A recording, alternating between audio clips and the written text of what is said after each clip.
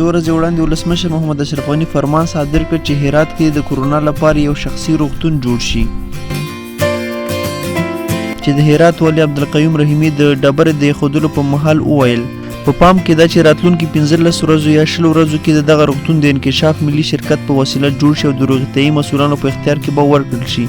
د هرات والي د فني کارګرانو د چټکتیا ستاینه وکړه او ډاډ یې څرګند کړ چې موظف ټیم به په ټاکلي وخت سره د روغتون د جوړېدو چارې سرته ورسوي.